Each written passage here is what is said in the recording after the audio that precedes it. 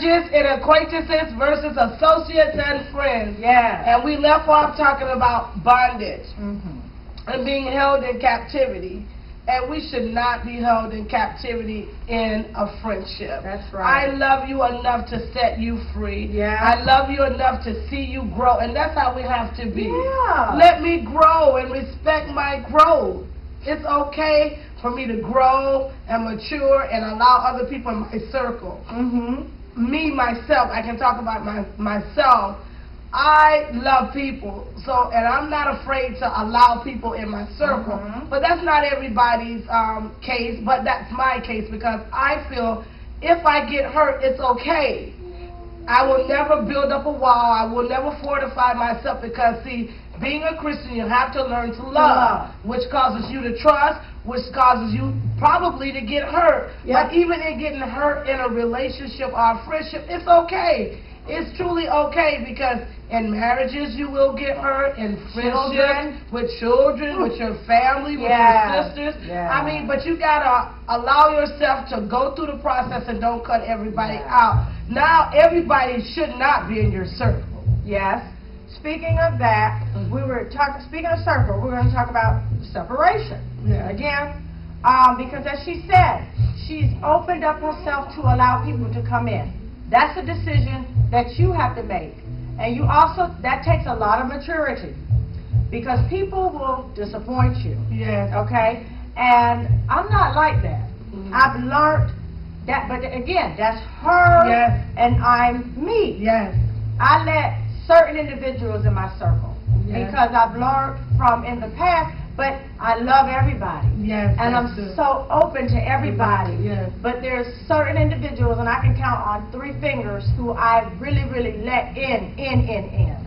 And you have your inner circle, and you have your outer circle. And you have to distinguish the difference between the two. You can't let the outer circle into your inner circle, then get upset at yourself when something breaks down and go off, and you like, oh Lord, I shouldn't have let them in the inner circle because I knew better in the first place. So again, you have to, those who are on the outside, keep them on the outside. Those who are on the inside, keep them on the inside. You know, and again, it's hard, because sometimes you have to set a boundary. Not saying that it's a boundary that's just, you know, no, not like that. Because what I'm gonna share with you is that God will separate you. Yes, He will. He will strategically move people out of your way.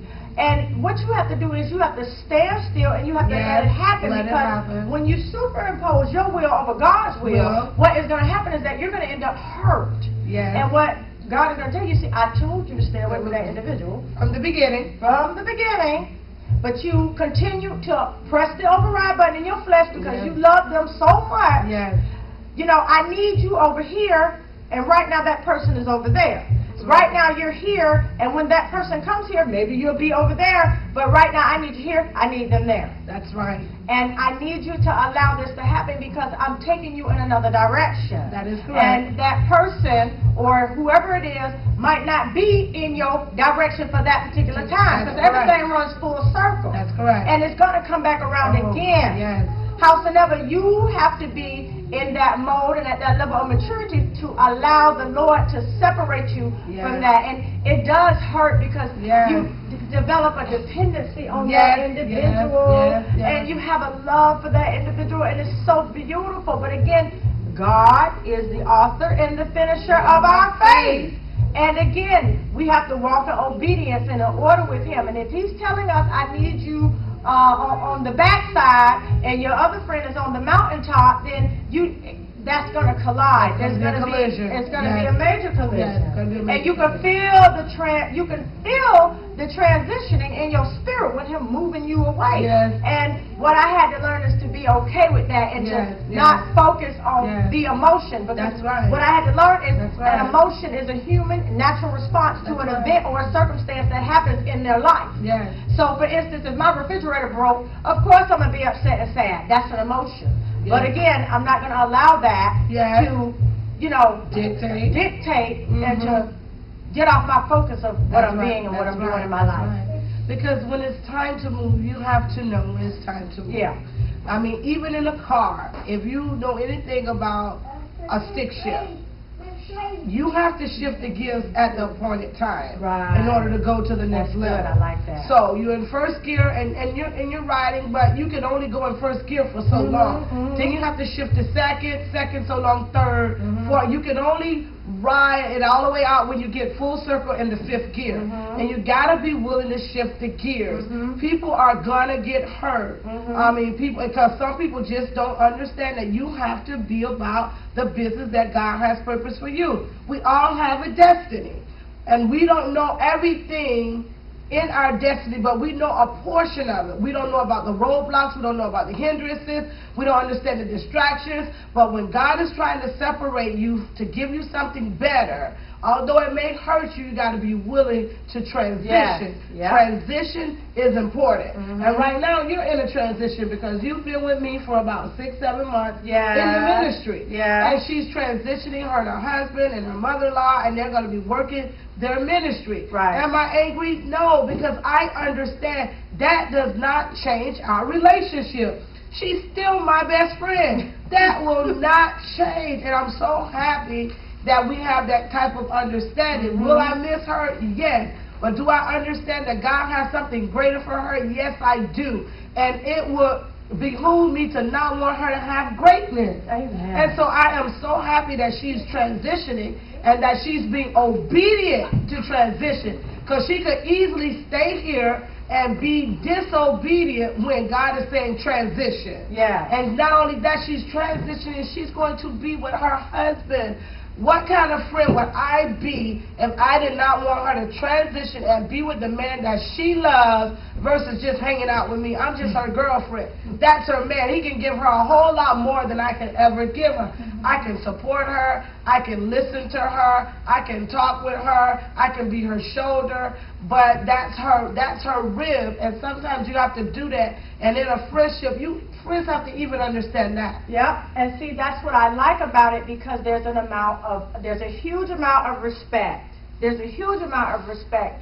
And what I love about it is that I know the bottom line, you would tell me you better be obedient, and that's a real friend too, regardless of and it's not going to change. It's not going to change anything, but that's just a good friend to tell you what's right, regardless of what they feel. If they want you with them, or if they want you to do something for them, they're going to tell you what's right, regardless of the circumstances and regardless of the issues that they are dealing with. Because I love being, and I could have said, I ain't going over there, and I could have been stubborn and stiff-necked, but I cannot be, because it's greater than me. It's greater than me. And, obedience is better than sacrifice. It is. And I felt the transition. It's a beautiful thing. And I'm just happy that God has placed individuals in my life that love me and really, really understand who I am and don't judge me and don't get angry and act crazy because I'm trying to do the will of my Father.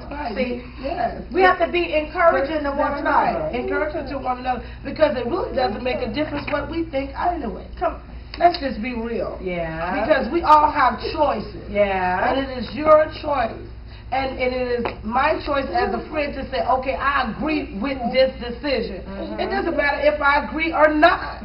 That's your decision, and I have to respect your decision. So transition is a great thing, and friendship is a great thing, and you can be the greatest of friends. You can be the greatest of friends.